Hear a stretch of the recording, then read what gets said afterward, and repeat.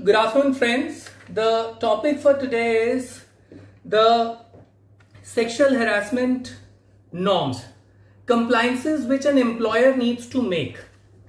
Why this topic is relevant is, friends, that the Honorable Supreme Court on 24th of April, in a very promising judgment, approximately 90-page judgment going to over 120 paragraphs, fined the respondent, an employer, for an amount of rupees 1 lakh for having an insensitive attitude towards the sexual harassment complaint. With a very deadly virus, COVID, we often hear that the countries where, apart from our Prime Minister, the country where the Prime Ministers, the head, the chancellors are women, are dealing with the problem, the pandemic, in a better way.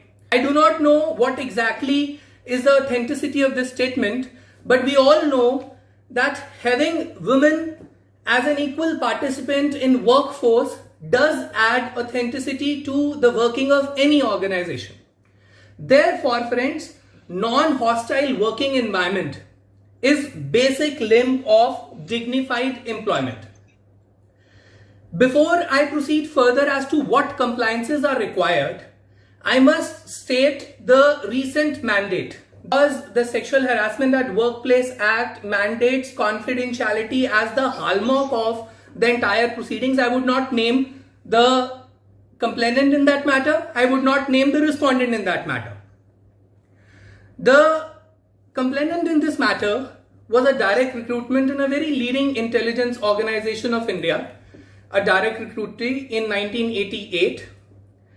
In 1988, she joined on 7th of August 2007. This date, gentlemen, is very important. 7th of August 2007, she submitted a complaint against her immediate superiors that there have been instances of sexual harassment and she's been subjected to a hostile work environment. In that particular matter, when she submitted a complaint, after a span of 3 months, the employer appointed a committee. The committee was constituted, the Internal Complaints Committee. And before I proceed further, it is important that this entire predates the Act. The Act came in 2013. Prior to that, we were largely governed by CEDAW norms, the United Nations rules on this, some guidelines, and principally the 1997 Vishakha's mandate of the Supreme Court of India. Now, when we were that complainant, she moved a complaint, a committee was constituted, but she did not participate in the proceedings. The reason behind the same was that one of the accused, the respondent in her complaint, was a superior officer and chairperson of the committee was a junior officer. My friends who are working on civil law, on service law, and admin law would understand that in departmental proceeding, a junior officer cannot contemplate and initiating an inquiry against a senior employee. So she did not participate. Nevertheless, what happened was on 19th of August 2008, she attempted to commit suicide. At that point in time, she was appointed in Prime Minister's office as a director in the organization where she was employed.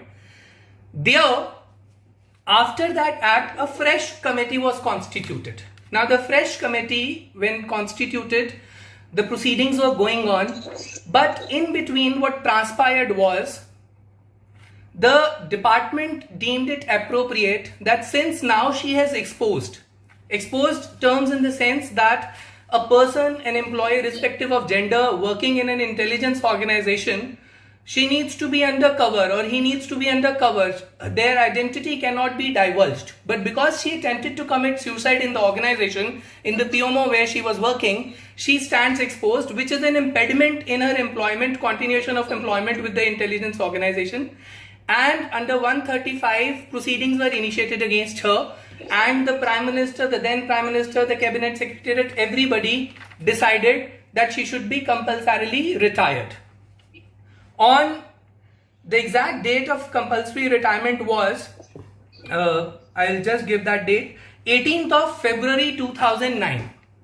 While she was compulsorily retired, she moved an OA in Central Administrative Tribunal because she was a central government employee. The OA was allowed, she was reinstated in service. The department went in a writ petition against that order. The Delhi High Court, by its judgment dated 7th of January 2019, set aside that order and upheld the order while she was compulsorily retired. This order of Delhi High Court was eventually challenged before Honorable Supreme Court of India. Now, somebody who's working on service law or admin law, this judgment is a delight. I have already forwarded the link to you, wherein you can see at point number 5 is the judgment. But what concerns us the most is that the Supreme Court held that the way and manner in which her sexual harassment complaint was dealt with was not proper, and there, by invoking the provisions of public law remedy, we all know Nilabati Bahera, recent judgment of Lambi, where a scientist was prosecuted wrongly, a compensation of 1 lakh rupees was awarded to her. Though her order of compulsory retirement was upheld, it was held that it would continue, but she was awarded an amount of rupees 1 lakh. The respondents were directed to make that payment good.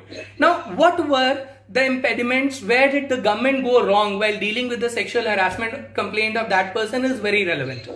The first of all thing is the Shashi Prabha Committee, which was first constituted. This name we can take because that was a junior officer. The first date of initiation of complaint, the accused in the complainant in this matter, the prosecutrix we may say, made a complaint on 7th of August 2007. And after 3 months, the committee was dealt with. The committee initiated the process. After that, when the proceedings were initiated, it came into light that the person who was appointed was not competent. So therefore, a fresh committee was to be constituted. When the fresh committee was constituted, it was realized. So the first aspect was delay. More than 3 months time taken by the employer to mark the complaint to the internal complaints committee. The second delay was the committee was not appropriately suited. The quorum of the committee was not proper to adjudicate. The third one was the independent worker, the independent third party who was to be incorporated was not a person required, was not having a requisite experience to deal with that sexual harassment committee. So that again, the entire exercise was required to be done. And then a fresh committee was constituted. That committee was Rathi Vinay Jha committee. When the Prime Minister's office, now this Rathi Vinay Jha committee was constituted when she had already attempted to commit suicide once. So all this while it took almost 1 year for appropriate sexual harassment committee and internal committee to come to an existence.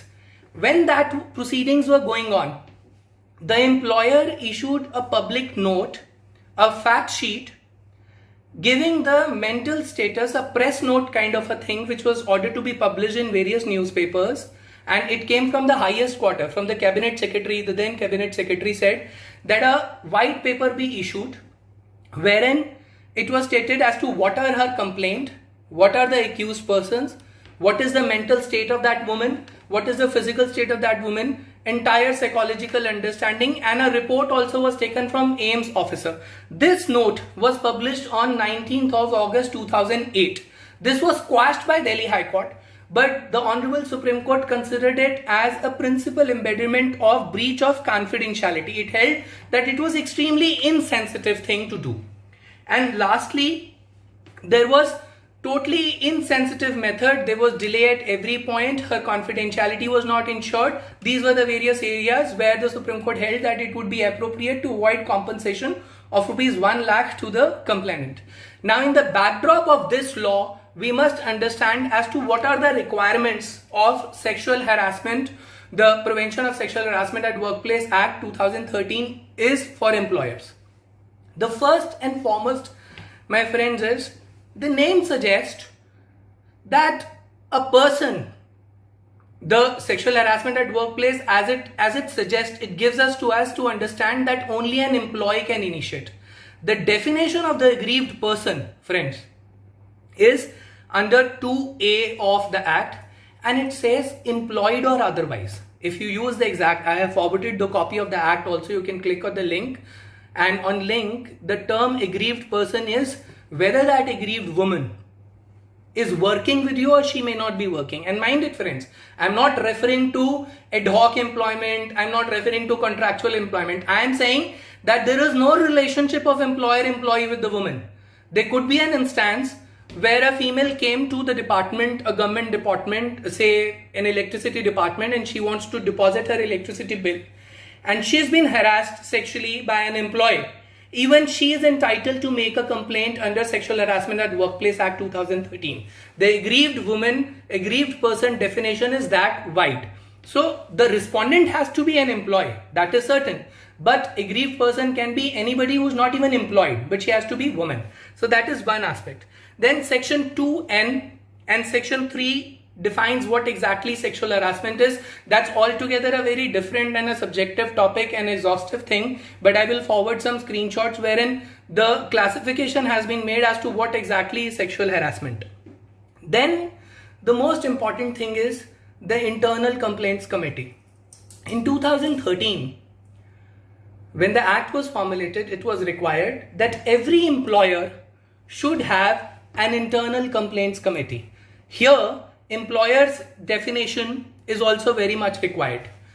In the definition of employer, workplace, there are both organized and unorganized sectors also. Organized sectors, a principal classification which we can make is employees more than 10. If an organization is having, it is considered to be an organized sector. If the number is less than 10, then in that consideration it would be considered as unorganized sector. So it does not mean that an unorganized sector person, an employee, a woman working there cannot make a complaint. There is a separate procedure under section 6 where she can make a complaint to the local complaints committee. As far as internal committee is concerned, what are the members? The constitution of internal complaints committee, the employers, whether it is a government department or whether it is a private establishment, often goes wrong. The first requirement is you have to appoint a presiding officer. The presiding officer has to be a woman. The second requirement is that she should be at a senior level. The third requirement is that if that senior employer is not there at a particular unit or a particular office, suppose the organization is having its head office at Delhi and the local office is at Jagadri, Yamunanagar, you need to have a sexual harassment committee and internal complaints committee even at Jagadri, Yamunanagar also. But suppose there is no senior level women employee at the unit which is based in Ambala. In that eventuality, you can have it source it from another department. If it is not from other department, from a central department. But the presiding officer has to be woman. Another important aspect is that whenever a committee is constituted, the order in writing has to be passed, detailing the name of all the persons who are presiding officer, who is presiding officer, and what all people are its member, and it has to be published and pasted at a conspicuous place in the office where every employee can see as to who is the member of the internal complaints committee. If we go to High Court, we would often see at gate number 4 there is a big board whereas the sexual harassment internal complaints committee and its number of its members is mentioned. So that requirement is to be met with. The second requirement is 2 members. These 2 employees have to be from preferably people who have legal knowledge or those who have been working on cause of women, or they have some experience with regard to sexual harassment. This is preference has to be given to them. And then these 2 people are also required to be from the set of your employees, not from outside. The fourth member, 1 member is presiding officer, then 2 members from employees. The fourth person is an independent person. Often we think that and employees are always jittery about, not very keen to have a person from another setup, an NGO or somebody. It is not mandatory that a person has to be from NGO. The person can be from an NGO which is working for women rights upliftment, who has an experience in sexual harassment. The person can be from any association which is working for this. Any association, may not be an NGO. And the third person is, it could be a person also. An independent person, may not be a member of any NGO at all. So that is these requirements. The tenure of the internal complaints committee is also very relevant, because largely the private employees have a sexual harassment committee as an ad hoc measure. Friends, it cannot be an ad hoc measure. It has to be a permanent internal complaints committee which has to be constituted. That internal complaints committee tenure is, every member has a tenure of 3 years. You have to specify it that from the date of nomination by the employer of a person in internal complaints committee, you have to have 3 years of tenure.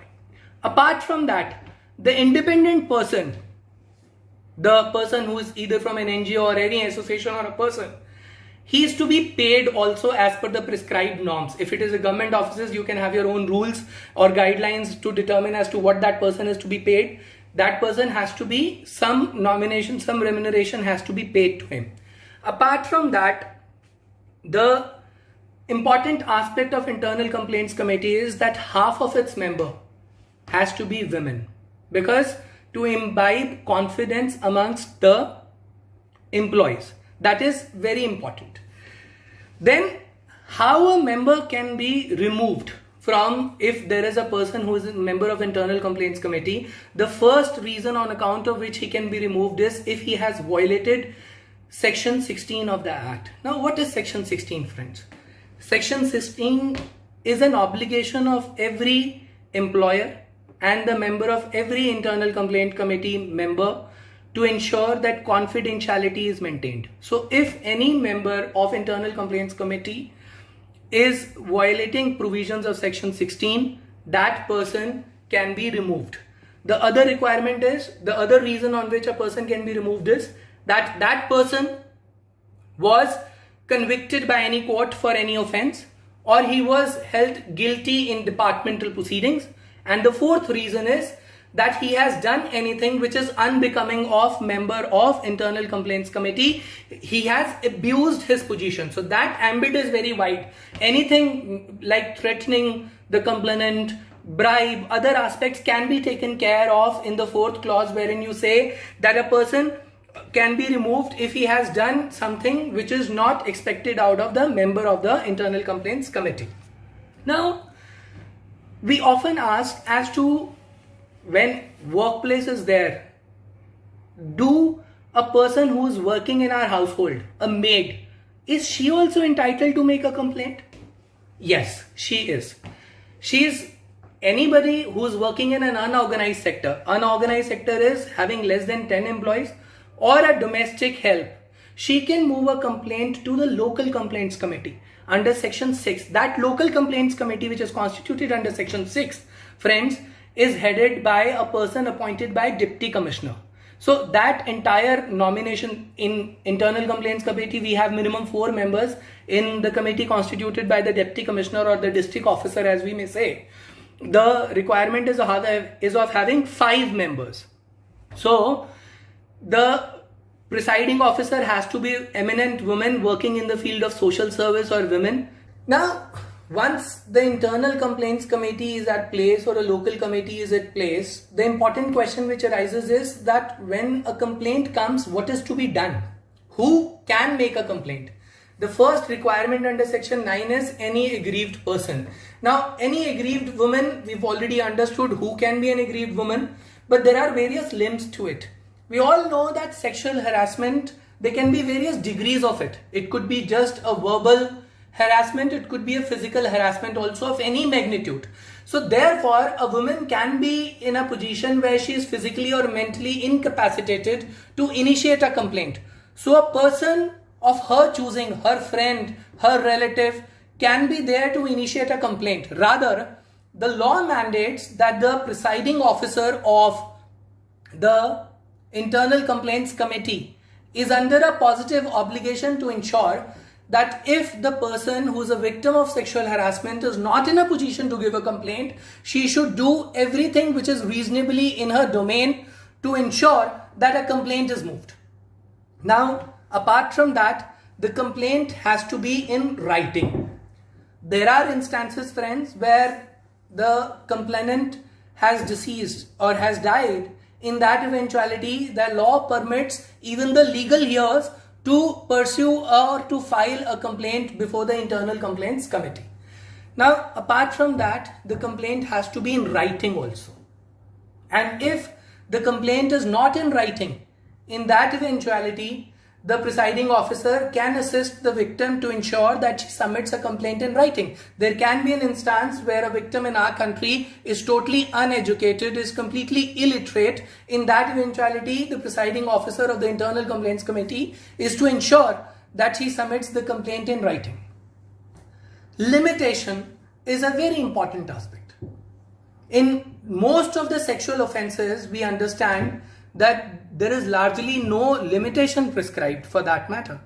But sexual harassment at workplace, the initial limitation is of 3 months from the date of incident. Or if there are series of incidents, because in sexual harassment we can see series of offences being committed at various levels, then from the last reported incident there has to be a time of 3 months. But of course, the Internal Complaints Committee is well within a domain to ensure that if there are reasonable circumstances necessitating to condone that period, the Internal Complaints Committee can further enhance that period to another 3 months. So that means 3 plus 3 months is the final limitation period. Apart from that, in writing we have covered. Once the complaint is there, interestingly, the Act, because it came in 2013 and by that time alternative dispute resolution and other aspects were already in vogue, the legislature deemed it appropriate in its wisdom to have a clause of conciliation as well. But friends, the conciliation contemplated under section 10 of 2013 Act can be done only in those circumstances where the aggrieved person requests for conciliation. It is not open for the respondent to say that I am willing to go for conciliation. The conciliation request has to come from the victim.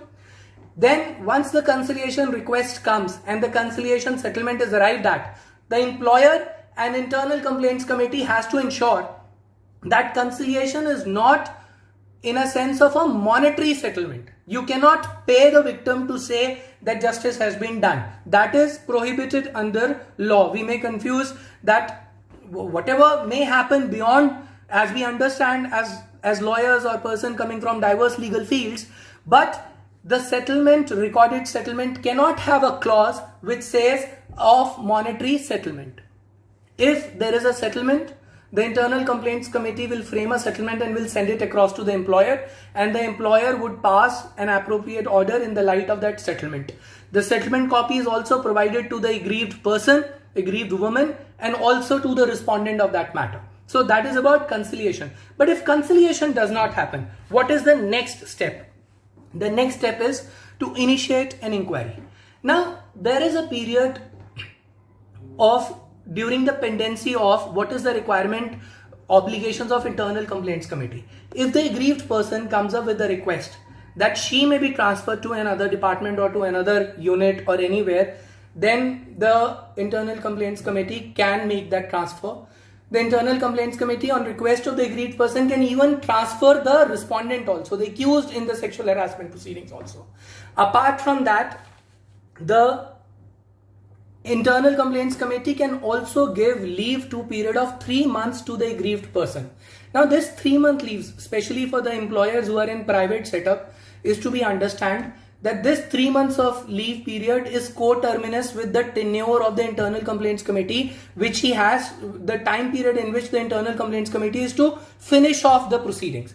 Now what I'm trying to say is that the leave period is independent of the leave which an aggrieved person is entitled to otherwise under any law. For that matter, the aggrieved person is claiming maternity relief. She is seeking leave under maternity clauses, maternity laws. Then in that eventuality, these 3 months would be in addition to whatever leave she is entitled to under other laws. Then comes whatever the recommendation is of the Internal Complaints Committee with regard to transfer, with regard to the transfer of the respondent, or with regard to shifting, or with regard to leave. The employer has to implement it. The expression used is shall. The employer is under a positive obligation to ensure that whatever recommendation is made by Internal Complaints Committee, that has to be acted with regard to transfer and with regard to leave. Now, Internal Complaints Committee, it contemplates a power of a civil court. It can cause any witnesses to call for, it can issue summons, it can do all what a civil court can do while the proceedings are going on. So that aspect is very relevant. We often confuse that what is the time period for which the internal complaints committee used to finish off that entire period. I'll come to this question which Mr. Manish Bahl is asking. The fourth appointed member is to be appointed by employer. All members are to be appointed by the employer, whether it is presiding officer, members, everybody, the employer is to appoint. Now, I'm sorry that I missed that point. The appointment has to be by the employer. Now, the report of the internal complaint committee has to come within 90 days. And in terms of the report, this is very interesting aspect, friends, that internal complaints committee is not having a power to punish with regard to the misconduct of sexual prevention, but it can grant compensation. The compensation is determined under section 15 considering various factors, but the internal complaints committee can make recommendation for action. The action is to be taken by the employer. It is the duty of the employer to ensure that sexual harassment at workplace is incorporated as the misconduct in the definition of misconduct in the service rules. So the punishment would be determined by the employer by way of contemplating a subsequent inquiry. But compensation the internal complaints committee can order to pay, and the compensation is based on the income, the salary of the respondent, the gravity of the offense which has been done, what kind of expenses the victim made on a treatment, various factors. Now, this report, which is submitted after conducting of an inquiry within a span of 90 days, the employer has a span of 10 days to come up with a decision on the report. He is to act upon that report within a span of 10 days, constituting a subsequent inquiry and all that aspect. Then I've already covered the aspect with regard to confidentiality. The confidentiality aspect is under section 16. Now, it is not only the name of the aggrieved person that you have to I'm coming on the questions, Mr. Manish Bahl. We'll be having a separate session for it. The complaint, the entire process is confidential. Second aspect is compensation, we've already dealt. But when it comes to confidentiality, the confidentiality has to be maintained with regard to the name of the aggrieved person, the name of the respondents, the contents of the complaint, the findings of the internal complaints committee, the recommendations of internal complaints committee, the decision of the employer. The confidentiality has to be maintained at all levels.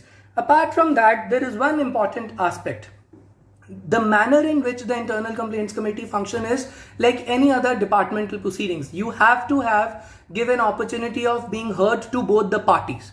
And if you have heard both the parties, after taking responses, the responses are to be shared. If you have to allow cross-examination, that also is to be done. Then after, whatever your findings are, those findings are also to be communicated to the aggrieved person as well as to the respondent.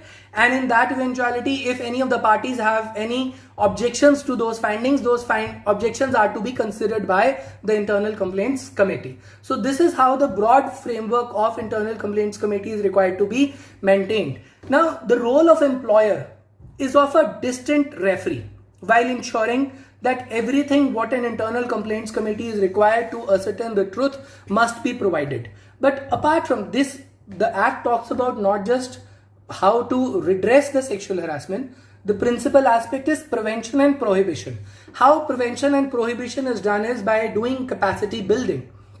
Capacity building is done. The employers are under an obligation to ensure that you have repeated workshops with your employees. You incorporate misconduct sexual harassment as a misconduct in your service rules. You convey to your employees at large as to what is the permanent members of your internal complaint committee and what act would constitute as sexual harassment. If there is any person, the witness is to be examined by internal complaints committee, the employer is under an obligation to facilitate that entire process. So these are the requirements of internal complaint committee and the employers.